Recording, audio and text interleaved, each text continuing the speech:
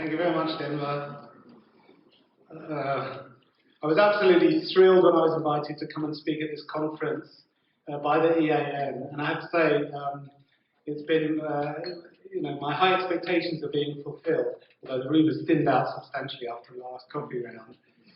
It's actually great, and I insisted on being here in person rather than just being beamed in via the screen, and I think that too is paying off, certainly for me. Denver, I know I've seen you in action now today. You've been absolutely ruthless as far as timekeeping is concerned. So I'm just going to go through my presentation as quickly as possible. It's possibly a bit on the long side, but I will do my best to get through it. You'll forgive me if I speak quite quickly in parts. I've called it Green Hydrogen in Namibia, Tackling the Difficult Questions, and you'll see why as we go through it. You'll forgive me if I start on a bit of a personal note, because I think what I have to say is best understood by where I'm coming from. So I very much see myself as an independent freelance economist, not beholden to particular government or commercial interests. I'm not employed by anyone, not by the government of Namibia, not by any of the commercial firms involved in green energy in Namibia or elsewhere. So I really think I'm about as independent as one can be. I've been following the Namibian economy now for 30 years. I arrived in Namibia from the UK back in 1991 and worked in the National Planning Commission, and I was just swapping memories with my old friend Sylvester Mbangui, who was on the stage earlier, who was still at the National Planning Commission all these years later. But in those 30 years, I've taken a very close interest in economic development here. I founded the IPPR, the Institute for Public Policy Research. In 2000, I helped found Insight Namibia magazine. In 2004, I produced the IPPR's Quarterly Economic Review, which you can all subscribe to free of charge. And of course, never one to miss an opportunity to plug my book launch. I'm launching a new edition of the Guide to the Namibian Economy, which I first wrote in 2009. I'll be launching that next month in September. It's now weighing in at over 700 pages. I hate to say, so I don't expect you to actually read it from cover to cover. But I see myself as an independent analyst, and therefore I do what analysts do, and that is asking the difficult questions, and sometimes even helping to answer them. So that's what I'm going to try and do today. Let me put my cards on the table very early on, though. I'd say I do believe in man-made climate change. It's definitely happening. The world needs to act to reduce greenhouse gas emissions. So I'm not some sort of climate denier. I'm very supportive of what the Namibian government is trying to achieve here. And I have to say, in all my 30 years studying the Namibian economy, I have never seen government act in such a visionary, coordinated, and effective manner. And I think, in large part that's down to, yes, His Excellency the President, who's given this his political support wholeheartedly, but also down to James, I don't know if he's here in the audience still, and Mangula and their teams who have worked incredibly hard to get us where we are today, which is, of course, still only at the beginning. But I am very impressed. But, of course, enthusiasm, my enthusiasm, your enthusiasm shouldn't stop everyone from asking the difficult questions and shouldn't be blind to the challenges. And I think over the presentations we've already seen today, those challenges have been brought to the fore and expressed in a very clear way. So I'm going to ask 6 challenging questions in my presentation, and I hope this will be food for thought and also grist to the mill, where we can talk in the panel discussion more about possibly trying to answer these questions. The first question is, the absolute key question: can Namibia produce and export green hydrogen at the right price? And again, I'm shorthanding, green hydrogen could be green ammonia as well. Can we do it? Because everything else is based on that. And all the nice diagrams we saw earlier with hydrogen buses driving around the Wonderland and things, I mean, that's great, but it will not happen if we can't produce hydrogen at the right price. Okay, sorry, I'm having trouble with my button here. Right, let me see. Right, yes, okay. So I'd say down into several building blocks, and I'm just going to go through 6 of what I think are the most important building blocks of this green hydrogen project of ours. The first is water desalination. It's been mentioned by people already. I'd say this is a building block that's relatively tried and tested. We even have experience of water desalination here in Namibia. I think we were the first or the second country in Southern Africa to have a water desalination plant. I remember the day when it was inaugurated, and very exciting it was too. So I think the water desalination part of the building blocks is relatively well understood at this stage. But then we get on to the electrolyzers. This is the key component that basically splits the water molecules into hydrogen and oxygen. And I think there we're at the beginning of a very exciting phase of development globally, where electrolyzers are going to come down in cost and increase in scale. And that's exactly what we need if green hydrogen is going to become a thing. I noticed that the largest one I could find was 150 megawatts in China.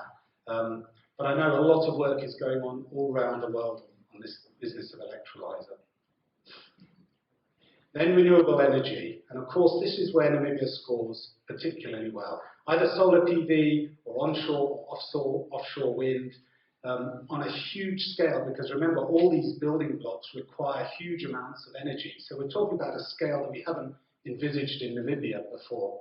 But this is where Namibia really scores with its wind resources and its solar resources. Liquefaction, I think that should say, liquefaction, again, it's been mentioned before. If we're going to transport hydrogen around, because at room temperature it's a gas, you need an awful lot of volume to generate any sort of power at all. It's going to have to be liquefied to minus 253 degrees centigrade, or converted to something like ammonia to be shipped around the world and traded. Now, again, that requires an awful lot of energy. And again, the technology is there, yes, but on this sort of scale, still has to be developed. Storage, how will all this hydrogen or green ammonia be stored? And then finally, how will it be transported around to create a global market with a trading price? You need to be able to move these things around. I mentioned the Suizo Frontier ship, the first ship that was specifically designed to transport liquid hydrogen, only set sail from Australia to Japan earlier this year, so we really are on the frontier of technology. So these are the main building blocks of what we're trying to do, and I'd say most of these building blocks are still represent technical challenges, and that of course leads to risk. If we look at costs, I've dug out, I mean there are many reports you can look at. I've dug out here a chart from the IEA, the International Energy Agency, which shows, it compares costs of different types of hydrogen by different years, 2020, 2030, 2050, and you can see there's the grey hydrogen on the left. That's roughly where the costs are at the moment, sort of below $2 a kilo. But what we're interested in is renewables on the right, the green bars, and you can see that first green bar, essentially where we are at the moment in 2020, is quite a big bar. There's a huge span of cost there, but even the lowest is, we're talking about, according to this chart, $3 a kilo, so a lot higher than what you'd be paying for grey or other forms of hydrogen. So I think there's a huge cost challenge here for green hydrogen, unless we're all going to be saddled with much higher energy costs in future, or it needs to be subsidized. I don't think that's the intention. The US has very explicitly framed this sort of moonshot program of theirs, which is the 111 program, where they want to achieve the cost of $1 per 1 kilo of hydrogen within 1 decade, and that's essentially 2030, 2031. But I think we're all trying to reach that point because cost is just so critical. Now, what gives us a lot of hope that that can be done is the next chart. And again, I've lifted this from one of the international reports, but you can get them pretty much in any of these reports. It compares the LCOEs, basically the lifetime costs of all these various renewable energies, and compares what's changed between 2010 and 2020. And you can see within that grey bar, which is the sort of fossil fuel cost range, they've called it there, that's essentially how much fossil fuels are costing at the moment. You can see that some quite dramatic of certain renewables, specifically solar PV and concentrated solar power and offshore wind. I would say those three. So those costs have come down absolutely dramatically. And they've come down for a variety of reasons. Scale is one, technology is another. And that's, I think, what gives us hope that other technologies can follow this sort of path, but it's not a given, of course. Sorry, pressing in the right direction now. All right. Okay, so that was the first question. So I think there is certainly hope that we can do it, but there's a long way to go. Question 2. Is there an important first mover advantage, or might it be better to take our time as Namibia on the green hydrogen initiative? Okay. The first thing I'd say here, first mover advantage or disadvantage. Now, in most markets, first mover does have an advantage. They take greater risks. Yes, they do the R&D, they spend money on that, they risk new products. But they do that because there is a good chance that they can win a higher price in the market as a result. And that's a sort of first mover advantage, if you like. Now, we can discuss this, but I would say we're in a rather different game in terms of green hydrogen, because it isn't a product like a luxury car or a smartphone, where you do achieve that price premium in the market if you get there first. What we're trying to do here, as I've said in the first question, is try and get to as low a price of green hydrogen as possible. That's what we're aiming for. So we're not looking for price premiums. Now, it might be that over time, price premiums can emerge. So if Namibia is a really low-cost producer and it's competing against other producers that are slightly higher cost, Namibia could, in theory, generate a premium. But I think at the moment, we're all just trying to get as low as possible so that we can compete equally and commercially with those fossil fuels. So we're in a different game to most markets. And when I read the government's documents, they're very exciting, of course. They took a 4.4 billion investment in 2 gigawatts of renewable energy in production by 2026, although I see 2024 in some documents as well, which will amount 9.4 billion investment in 5 gigawatts of renewable energy, 300,000 tons of green hydrogen by 2030. And I sort of find myself in a very unusual position for me. Normally, I'm telling government in what I write, get a move on, let's go as fast as possible on this. I'm frustrated by the slow pace of change. I think in this case, I think the timelines might rather be the other way around. They might be a bit too ambitious. And I'm thinking, so much is still unknown. Betting on particular technologies, understanding particular markets, understanding the costs of what we're doing. Clearly, net zero by 2050 is important for the world, but so is it getting it right for Namibia rather than getting it wrong. So maybe we need to pace ourselves a little bit differently and more realistically. Of course, we're not alone in this game. I've thrown in 2 charts. You probably can't see them, but the chart on the left shows all the countries that have some sort of well-defined, articulated hydrogen strategy. And you see there are quite a few of them around. I think they're around 30 at the moment. This was a 2021 chart. On the right is a diagram of all the green hydrogen projects that were ongoing in 2021. So there's a lot going on globally. So we're not alone. We have certain advantages, but we're, if you like, competing with others as well. And we should be keeping a close eye on what's happening in those other producer countries. Question 3, can Namibia attract the investment required to realise its green hydrogen potential? I certainly think not enough has been written or said about this particular point up to now. Funding. I hear very little about funding at this stage. Maybe it's too early, but what's that word that begins with R? I don't know, Clemens? You paying attention? Well, the word I'm thinking of is risk. There's a hell of a lot of risk with everything I've said up to now. And that needs to be taken into account. I recognise we're only at the initial stages of this journey. There won't be a bankable feasibility study for at least another 2 years, possibly longer. So we're not yet at the stage when we can take a project, a costed project, to a bank and raise that funding. Remember, we're in the business of creating a whole new global industry, supply and demand. There's so many bits that have to come into place, as we've heard in the course of today. Lots of risk there. Likely to involve large sums. Again, someone's already raised this, 9.4 billion, if that's just one of the projects. That's roughly equivalent to Namibia's GDP. What we're essentially creating here is a sort of second Namibian economy tacked on to what exists already. This is huge. I've read entirely financed by Hyphen. Well, I don't want to go into the details of this, but it's likely to involve international financial institutions and long-term patient finance. Quite where exactly that will come from, I think, will emerge over time.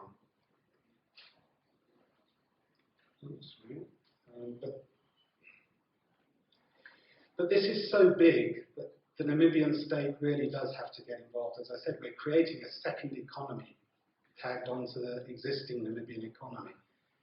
It's hard, it's so big, it's so important, it's going to be so important for national development in Namibia.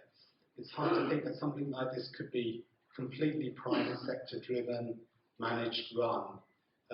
So I suspect the Namibian state will have to be involved as an equity stakeholder at some stage.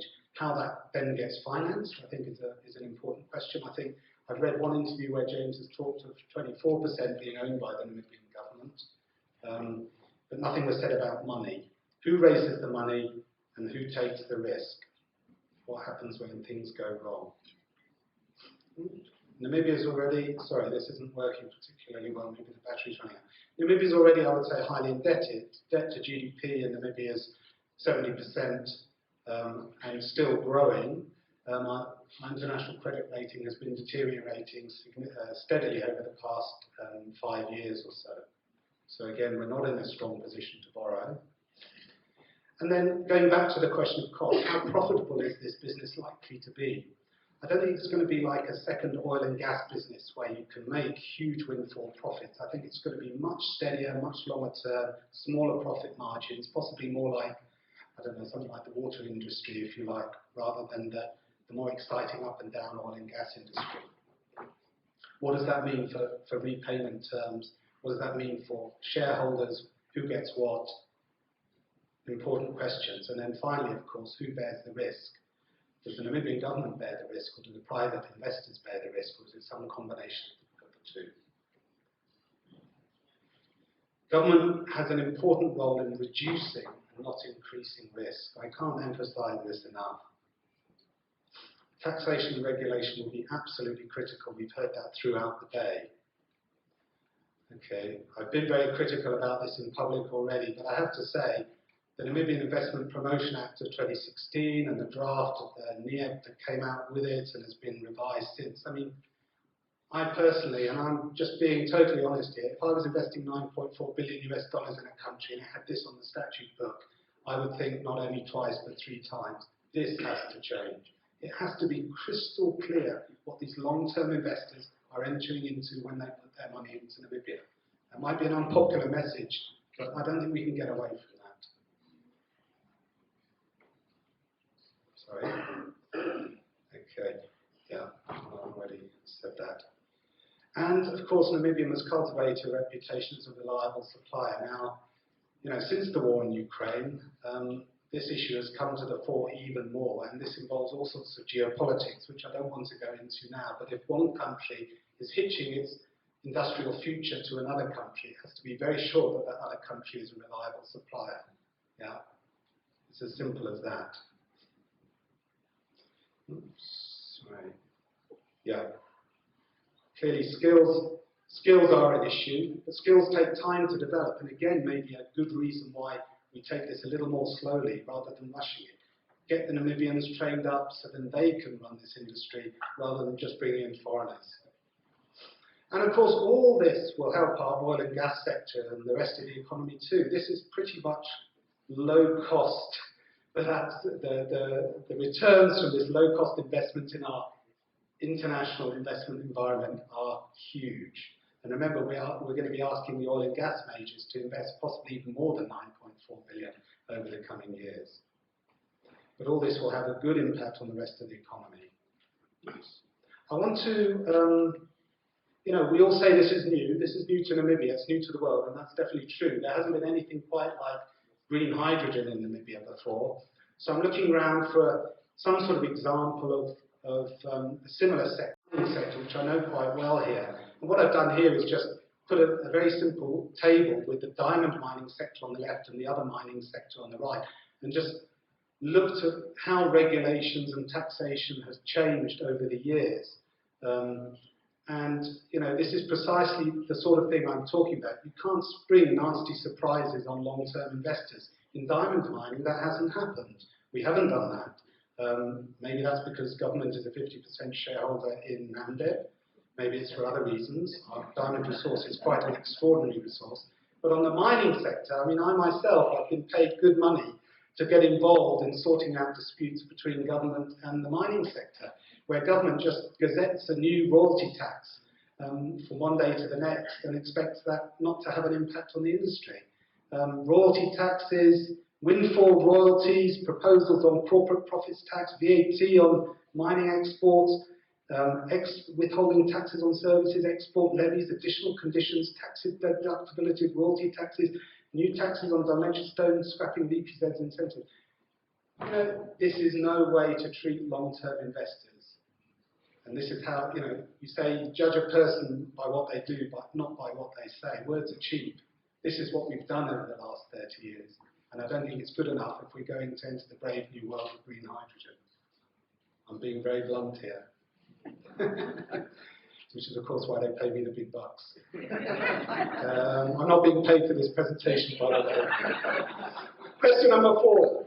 Can Namibia deliver green hydrogen to the markets that demand it? Again, this is an issue that's already been raised several times this morning. But it's about how to get... this is a map, again, pulled from one of these very, very interesting reports, where green hydrogen is being used. And, of course, notable by its absence is Namibia. There's no big round blue circle over Namibia, because the green hydrogen we'll produce will be exported to other parts of the world. And I think that's a good thing, and will become an incredibly important part of the global economy. But we have to recognize there's a transport issue here. This is the Suizo Frontier picture of the ship that I mentioned earlier. Transport by specialized ship might become an option in the future, but at the moment it's early days, it's very expensive. Maybe pipelines are the answer, but up to a certain distance. Beyond that, it gets difficult. Maybe we use green ammonia, as someone has already mentioned before. Maybe there's some combination of all three mechanisms to distribute the hydrogen to where it actually gets consumed. If storage and transport costs are high enough, it may make more sense to move the industries rather than the green hydrogen and relocate certain industrial clusters to Namibia, or use Namibia as a green hydrogen refueling station. Again, ideas that have already been mentioned today. And this comes back to my question number 5. Are there industries which it would make more sense to relocate to Namibia? I don't have clear answers for this, but traditionally aluminium smelters have always been built near cheap hydroelectric power, and that's sort of what might happen in the case of green hydrogen. You can imagine green steel being produced here rather than elsewhere, because this is where the green hydrogen is most cheaply available. Fertilizer, synthetic fuels, and again, people are thinking about these things already. Very, very exciting for this economy. And finally, question number 6, and I'm coming to the end of my presentation now. Can Namibia produce green hydrogen in a way that does not damage the environment? And again, our earlier session, I think, touched on this. We are talking at the moment about the Sherbourne down south. 2 specific areas of the Sherbourne at the moment, to be specific, but we know why this part of the country has been chosen. It's been chosen for the solar, the quality of the solar power available down there, the wind, and the land. And those are very good, solid reasons to choose this part of the country. But we have to recognize, as someone mentioned in the previous presentation, Sherbourne is fragile and ecologically highly sensitive. Minimizing environmental impact will play a key role in shaping Namibia's green hydrogen brand. We're talking about branding, we're talking about international standards, if you like. Our brand will be damaged if people know that our green hydrogen was produced through significant environmental destruction. Linked to that is how will minimizing that environmental damage add to the cost of the hydrogen we're producing? There will be a cost that has to be factored in. Maybe it's not great, but maybe it is more significant. And what happens if things are responsible? Sorry. Someone has to be responsible for site rehabilitation, for clearing up the mess, if there is a mess at the end of the day. So, that's what I have to say. 6 questions: cost competitiveness, first mover advantage, investment and investment environment, storage and transport, industrial relocation, and environmental impact. Now, just very finally, there's a lot of further information here.